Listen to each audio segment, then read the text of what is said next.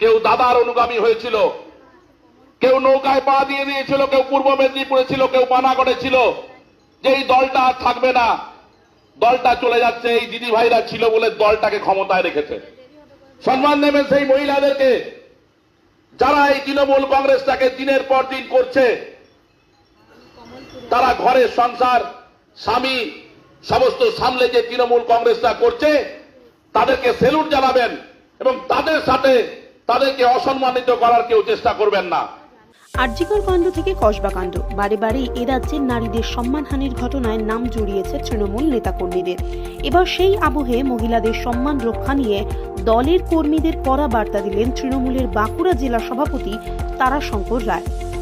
সম্প্রতি ছাতনার কমলপুরে দলের একটি কর্মী সভা থেকে দলের কর্মীদের উদ্দেশ্যে হুঁশিয়ারি দিয়ে তৃণমূল জেলা সভাপতি বলেন, মহিলাদের অসম্মান করলে আমার থেকে খারাপ আর কেউ হবে না। তৃণমূলের জেলা সভাপতির হুঁশিয়ারির এমন ভিডিও এখন ভাইরাল সামাজিক মাধ্যমে। আরজিকর কাণ্ডে নাম জড়িয়েছিল রাজ্যের শাসক দলের রাঘব বোয়ালদের। কসবা কাণ্ডে উঠে এসেছে তৃণমূলের ছাত্র সংগঠনের একাধিক নেতার নাম। স্বাভাবিকভাবেই বারংবার অস্বস্তিতে পড়তে হচ্ছে দলকে। রাজ্যে একের পর এক নারীর সম্মানহানির ঘটনায় তৃণমূলের নাম জড়িয়ে পড়ায় একদিকে যেমন তৃণমূলের ভাবমূর্তি ক্ষতিগ্রস্ত হচ্ছে, তেমনই ঘটনাগুলি ভোট ব্যাংকের ওপর প্রভাব ফেলতে পারে, তেমন আশঙ্কাও একেবারে উড়িয়ে দিতে পারছেন না শাসক দলের নেতাকর্মীরা। এই পরিস্থিতিতে ড্যামেজ কন্ট্রোলে নামতে দেখা গেছে শাসক দলের অনেককেই। এবার মহিলাদের সম্মান রক্ষা প্রসঙ্গে বেশ কড়া সুরই শোনা গেল বাঁকুড়া তৃণমূলের জেলা সভাপতির গলায়। কমলপুরের একটি কর্মী সভায় বক্তব্য রাখতে উঠে দলের মহিলা কর্মীদের গুরুত্ব সম্পর্কে বলতে গিয়ে তৃণমূলের জেলা সভাপতি তারাশঙ্কর রায় বলেন, মহিলাদের সম্মান দিয়ে কথা বলবেন, তাদের অসম্মান করলে আমার থেকে খারাপ আর কেউ হবে না। জেলা সভাপতির দাবি, তৃণমূল বরাবরই মহিলাদের সম্মান দেওয়ার কথা বলে এসেছে। এই বক্তব্যেও সেই কথাই বলা হয়েছে। বিজেপির কটাক্ষ, তৃণমূলের নেতা কর্মীদের হাতে মহিলারা সুরক্ষিত নয়, তা ভালোভাবে জানে তৃণমূলের নেতারা, তাই এমন হুঁশিয়ারি দিতে হচ্ছে। এই দলটা আর থাকবে না, দলটা চলে যাচ্ছে। এই দিদি ভাইরা ছিল বলে দলটাকে ক্ষমতায় রেখেছে।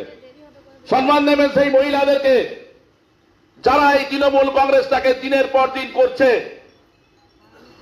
তারা ঘরের সংসার, স্বামী সমস্ত সামলে যে তৃণমূল কংগ্রেসটা করছে, তাদেরকে সেলুট জানাবেন এবং তাদের সাথে তাদেরকে অসম্মানিত করার কেউ চেষ্টা করবেন না। যদি কোনো মহিলাকে কেউ অসম্মানিত করেন, আমার থেকে কিন্তু খারাপ কেউ হবে না, এটা মনে রাখবেন।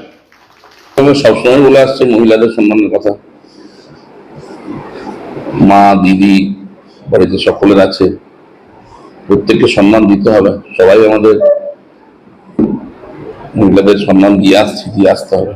আমরা মায়ের পুজো করি, মা দুর্গা, মা কালী, সমস্ত দেবতা আমাদের মা, আমাদের মাদের সম্মান দিতে হবে, সেই কথাই বলেছি। দেখুন, বিগত দিন যেসব ঘটনা ঘটে গেছে, আরজিকরের যে ঘটনা ঘটেছে, আমাদের কসবা ল কলেজে যে ঘটনা ঘটেছে, বিভিন্ন জায়গায় নারীরা অসুরক্ষিত অনুভব করছে। বাড়ির মায়েরা, আপনারা খবর নিন, পশ্চিমবঙ্গের বিভিন্ন প্রান্তে, বাঁকুড়া জেলাতে খবর নিন, আমাদের যেসব সাধারণ মহিলারা আছে তারা চিন্তা করছে যে তার মেয়ে বাড়ি থেকে বেরোলে ঘরে ফিরবে তো। বিভিন্ন যেসব ধর্ষণ কাণ্ডগুলো হচ্ছে, তৃণমূলের কার্যকর্তারা, কর্মীরা বিভিন্নভাবে জড়িত আছে, আপনারা দেখেছেন। আর এখন তৃণমূল বলছে নাকি নারী সুরক্ষার কথা।